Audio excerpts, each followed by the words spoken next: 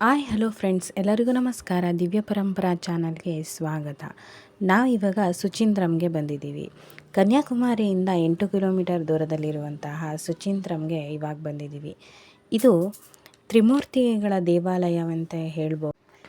ಈ ದೇವಾಲಯದಲ್ಲಿ ಬ್ರಹ್ಮ ವಿಷ್ಣು ಮಹೇಶ್ವರರಿಗೆ ಮುಖ್ಯ ಪಾತ್ರವಾಗಿದೆ. ಈ ದೇವಸ್ಥಾನವನ್ನು 17ನೇ ಶತಮಾನದಲ್ಲಿ ನಿರ್ಮಿತವಾದ ದೇವಸ್ಥಾನ.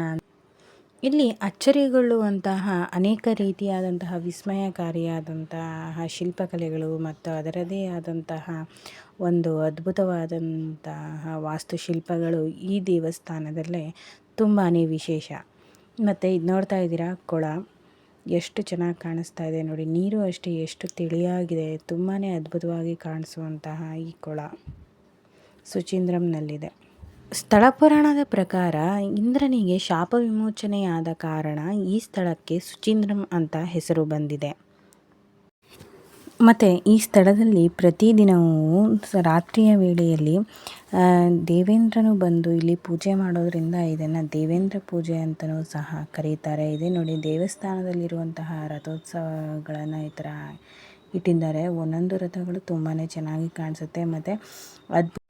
ಮತ್ತು ಇದನ್ನು ಹಿಂದೆ ನಂಬೂದಿಗಳು ನಿಯಂತ್ರಿಸುತ್ತಿದ್ದರಂತೆ. ಈ ದೇವಸ್ಥಾನದ ಆಡಳಿತ ನಂಬೂದಿಯವರ ಕೈಯಲ್ಲಿದೆ. ಇದು 17ನೇ ಶತಮಾನದ ದೇವಸ್ಥಾನವಾಗಿದ್ದು, ಈ ದೇವಸ್ಥಾನದಲ್ಲಿ 7 ಅಂತಸ್ತಿನ ಕಟ್ಟಡಗಳು ಅಂದರೆ ಬಿಡಿ ಗೋಪುರವು ಅತ್ಯಂತ ಪ್ರಸಿದ್ಧವಾಗಿದೆ ಅಂತಲೇ ಹೇಳ್ಬೋದು. ಮತ್ತು ಈ ದೇವಸ್ಥಾನದ ವಾಸ್ತುಶಿಲ್ಪ ವೈಭವೀಕರಣವಾಗಿದೆ ಅನ್ನೋದಕ್ಕೆ ಸಾಕ್ಷಿ ಈ ಶಿವನಿಗೆ 26 ಮುಖ ಮತ್ತು 52 ಕೈಗಳನ್ನು ಹೊಂದಿರುವ ಈ ಶಿವನ ವಿಗ್ರಹವನ್ನು ನಾವು ಗೋಪುರದಲ್ಲಿ ನೋಡ್ಬೋದು. ಮತ್ತು ಇಲ್ಲಿನ ವಾಸ್ತುಶಿಲ್ಪವಂತೂ ಒಂದಕ್ಕಿಂತ ಒಂದು ನೋಡೋದಕ್ಕೆ ಅದ್ಭುತವಾಗಿ ಕಾಣಿಸುತ್ತೆ. ಮತ್ತು ಏಕಶಿಲಾ ಕಂಬಗಳಾಗಿರಬಹುದು, ದೇವಸ್ಥಾನದ ಒಳಗಡೆ ಇರುವಂತಹ ಪ್ರತಿಯೊಂದು ವಾಸ್ತುಶಿಲ್ಪಗಳನ್ನು ಅಷ್ಟು ಅಚ್ಚುಕಟ್ಟಾಗಿ ಅಷ್ಟು ಚೆನ್ನಾಗಿ ಕಾಣಿಸುತ್ತೆ ಅಂತ ಹೇಳ್ಬೋದು. ಈ ದೇವಸ್ಥಾನದ ವಿಶೇಷತೆ ಏನಂತಂದರೆ, ಇಲ್ಲಿ ತ್ರಿಮೂರ್ತಿಗಳು ಬ್ರಹ್ಮ ವಿಷ್ಣು ಮಹೇಶ್ವರರ ಮೂರ್ತಿಗಳು ಅನಸೂಯ ದೇವಿಯವರ ಪಾವಿತ್ರತೆಯ ಧರ್ಮವನ್ನು ಪರೀಕ್ಷಿಸಲು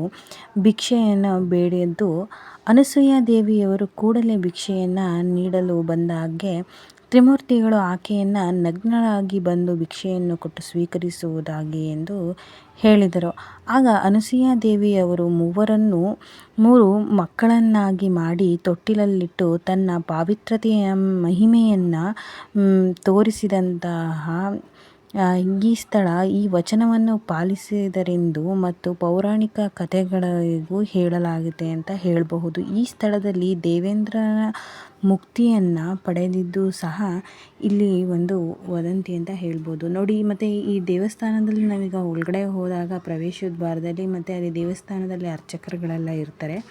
ಪ್ರತಿಯೊಬ್ಬರಿಗೂ ಸಹ ಇಲ್ಲಿ ವಾಸ್ತುಶಿಲ್ಪವನ್ನು ತೋರಿಸೋದಕ್ಕೆ ಅಂತಲೇ ಒಂದೊಂದು ಕಂಬದಲ್ಲಿ ನಾದಸ್ವರಗಳು ಬರುತ್ತೆ. ಪ್ರತಿಯೊಂದು ಕಂಬಗಳಲ್ಲೂ ಆ ನಾದಸ್ವರ ಕೇಳೋದಕ್ಕೆ ಅಂತಲೇ ಒಬ್ಬೊಬ್ಬರಿಗೆ ಒಂದೊಂದು ಕಂಬಕ್ಕೆ 100 ರೂಪಾಯಿ, ಮತ್ತು ಟೋಟಲಾಗಿ ಇಷ್ಟು ತೋರಿಸ್ತೀವಿ ಅಷ್ಟಕ್ಕೆ 500 ರೂಪಾಯಿ ಅಂತ ಹೇಳ್ತಾರೆ. ನೀವು ಮಾತಾಡಿ ಬೇಕಾದ್ರೆ ಅಲ್ಲಿ ಹೋಗಿ ನೋಡ್ಬೋದು. ಅದ್ರ ಡೀಟೇಲ್ಗಳನ್ನ ನೀವು ತೊಗೋಬೋದು ನೋಡಿ. ಇದು ಇಲ್ಲಿ ಆಂಜನೇಯ ಸ್ವಾಮಿ ದೇವಸ್ಥಾನ. ಈ ಆಂಜನೇಯ ಅಂತೂ ಇದರ ವಿಶೇಷತೆ ಏನಂದರೆ, ಈ ಆಂಜನೇಯನಿಗೆ ಬಾಲಕ್ಕೆ ಬೆಣ್ಣೆ ಹಚ್ಚಿದ್ರೆ ಆವಾಗ ಅಂತಹ ಕಾಲದಲ್ಲಿ ಲಂಕೆಯನ್ನು ಸುಟ್ಟು ಬಂದಂತಹ ಹನುಮಂತ ಇಲ್ಲಿಗೆ ಬಂದು ಬಾಲಕ್ಕೆ ಬೆಣ್ಣೆ ಹಚ್ಚಿದರೆ ತಣ್ಣಗಾಗುತ್ತೆ ಅನ್ನೋದು ಇಲ್ಲಿಯ ವಿಶೇಷತೆ. ಮತ್ತು ಇದು ಚೈತ್ರ ಮಾಸ ಮತ್ತು ಧನುರ್ಮಾಸದಲ್ಲಿ ಆಂಜನೇಯ ಸ್ವಾಮಿಗೆ ತುಂಬಾ ರಶ್ ಇರುತ್ತೆ ನೋಡಿ. ಇದು ಪ್ರತಿಯೊಂದು ವಾಸ್ತುಶಿಲ್ಪಗಳು ಎಷ್ಟು ಅದ್ಭುತವಾಗಿ ಕಾಣಿಸುತ್ತೆ ಅಂತ ದೇವಸ್ಥಾನದ ಒಳಗಡೆ ನೋಡಿ.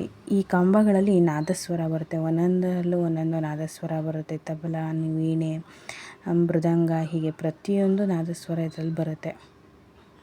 ಇದಿಷ್ಟೇ ಅಲ್ಲದೆ ಈ ದೇವಸ್ಥಾನದ ಪ್ರತಿಯೊಂದು ವಿಗ್ರಹಗಳಲ್ಲಿ ಒಂದೊಂದು ವಿಶೇಷತೆ ಸಹ ಇರುತ್ತೆ.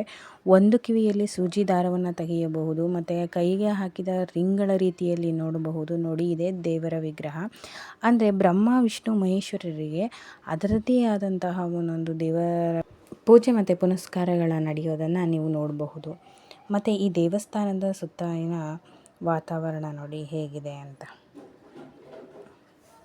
ನೋಡಬಹುದು. ಈ ದೇವಸ್ಥಾನದ ಸುತ್ತ ಹಿಂದೂ ದೇವರ ವಿಗ್ರಹಗಳ ಪ್ರತಿಯೊಂದು ವಾಸ್ತುಶಿಲ್ಪವೂ ಸಹ ಶಿಲ್ಪಕಲೆಗೆ ಇದು ಸಾಕ್ಷಿಯಾಗಿದೆ ಅಂತಲೂ ಸಹ ಹೇಳ್ಬೋದು. ಈ ದೇವಸ್ಥಾನದ ಫುಲ್ಲು ಸುತ್ತಮುತ್ತ ವಾತಾವರಣವನ್ನು ನೋಡಿದ್ರೆ ಪ್ರತಿಯೊಂದು ಕಲ್ಲಿನಲ್ಲೂ ಅದರದೇ ಆದಂತಹ ವೈಶಿಷ್ಟ್ಯತೆಯನ್ನು ಕೆತ್ತಿ ಶಿಲ್ಪಕಲೆಗಳನ್ನು ಮೆರೆದಿದ್ದಾರೆ, ಭಾರತೀಯ ಶಿಲ್ಪಕಲೆಗಳನ್ನು ಅಂತ ಹೇಳಬಹುದು.